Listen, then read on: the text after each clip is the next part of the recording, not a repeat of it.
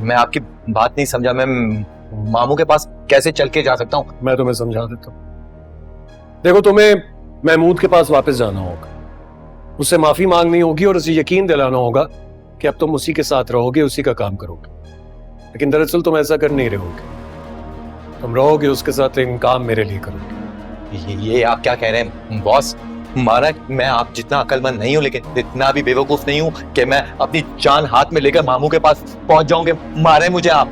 ऐसा कुछ नहीं होगा। मैं तुमसे वादा करता हूँ, मैं तुम्हें या तुम्हारी वालिदा को एक खराज तक नहीं आने दूंगा। मेरा बीच में बोलना बनता तो नहीं है बेटा, लेकिन आप इसके मामू को नहीं जानते।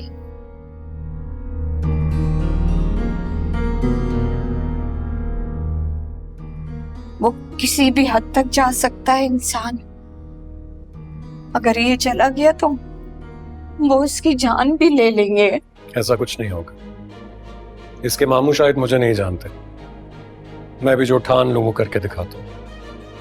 इससे ज्यादा कुछ नहीं करना होगा, सिर्फ महमूद के साथ रहकर उसे ये यकीन दिलाना होगा कि ये उसी का सगा है। लेकिन दरअसल ये उसकी हर एक्टिविटी मुझे रिपोर्ट करेगा, ताकि हम उसके खिलाफ सबूत इकट्ठे कर सकें, जो जो गुनाह उसने किए हैं, और उसको सजा दिलवा सकें। बॉस, इस वक्त मुझे आप में और मामू में कोई फर्क नजर नहीं आ रहा। प्रॉमिस।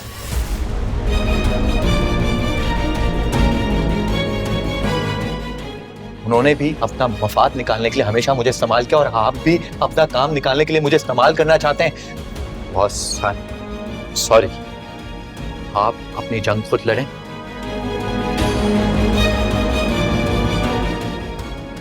मैंने अपना फैसला अल्लाह पे छोड़ दिया है। मुझे मामू से कुछ नहीं चाहिए। आप जा सकते हैं। सॉरी।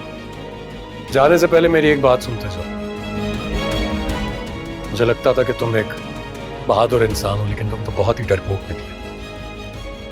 और अब इस नतीजे पे पहुंचा हूं मैं कि तुम जैसे बुज़दिल इंसान ना अपने लिए कुछ बेहतर कर सकते हैं और ना ही अपने घर वालों के लिए। अल्लाह हाफ़िज़।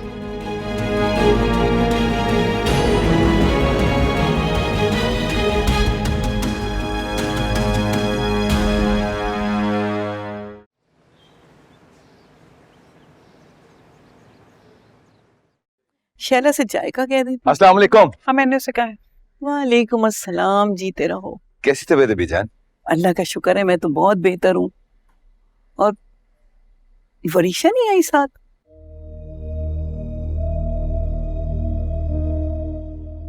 क्या मतलब? वरीशा अभी तक आई नहीं है?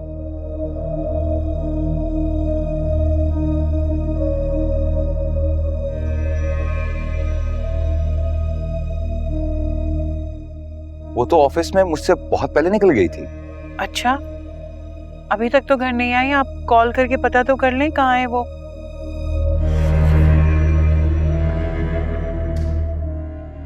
हाँ हाँ, मैं करता हूँ।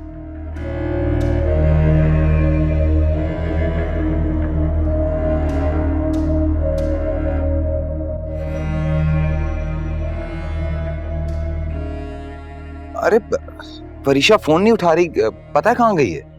वो मुख्तार भाई, मेरी अभी उससे बात हुई है।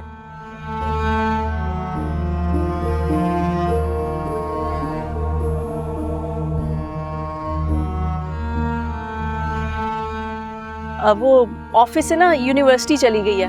वो दरअसल उसने शाम की शिफ्ट भी ज्वाइन कर ली है।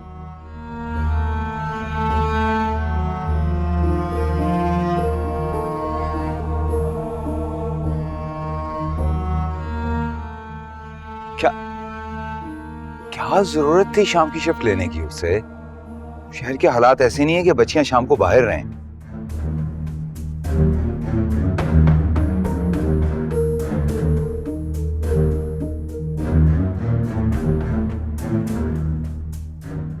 और वैसे भी उसकी तबीयत सही नहीं रहती है।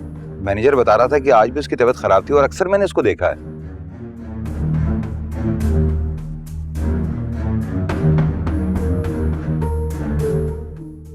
उसके सर में दर्द रहता है।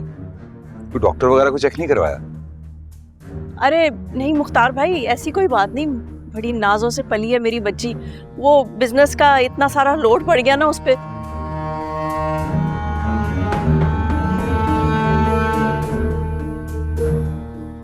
तो शायद इस वजह से थोड़ी तबीयत गड़बड़ हो गई हो। वैसे ठीक कह रही है महक।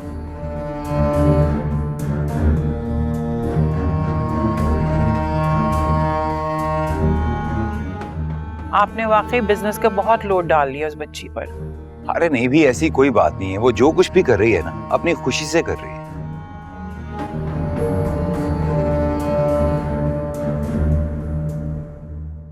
अच्छा चले, कोई मसला नहीं है। मैं ऐसा करती हूँ, वो फैमिली डॉक्टर से अपॉइंटमेंट ले लेती हूँ ना उसके लिए।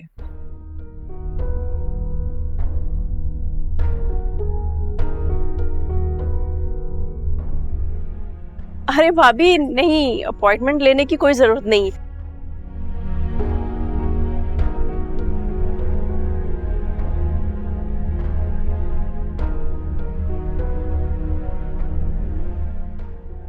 मेरी अभी बात हुई है उससे, मुझे ऐसा तो कुछ नहीं कहा उसने, बिल्कुल ठीक है।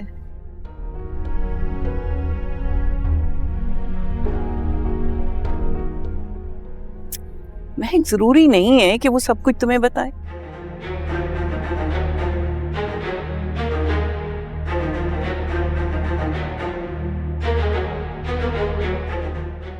तुम माँ हो उसकी, तुम्हें खुद ख्याल रखना चाहिए उसका।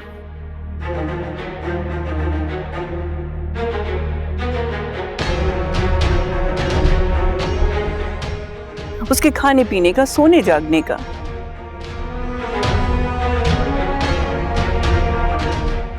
बीजान बिल्कुल ठीक कह रही हैं। और बीजान वैसे भी अगर डॉक्टर से चेकअप हो जाए एक बार तो उसमें हर्जी क्या है।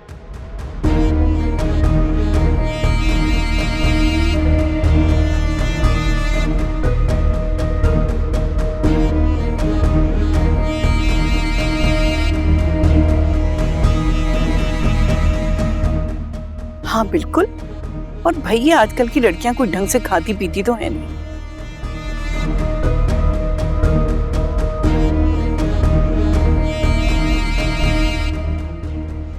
डाइटिंग का भूत सवार होता है। याद है वो जो शिफा ने शुरू की थी, क्या हाल हुआ था उसका। हाँ बिल्कुल। हाँ मुझे अच्छी तरह से याद है, शिफा कॉलेज में बेहोश होकर गिर गई थी डाइटिंग के चक्कर में।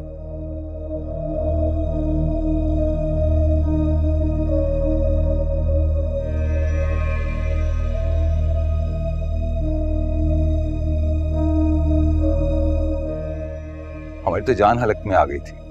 लेकिन अब मेरी शिफा बहुत बहादुर है।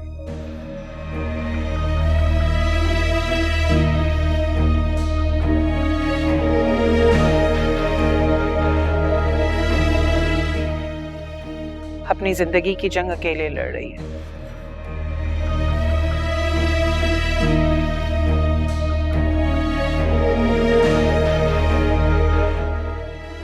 अपने शौहर के लिए उसकी ढाल बनकर खड़ी हुई है।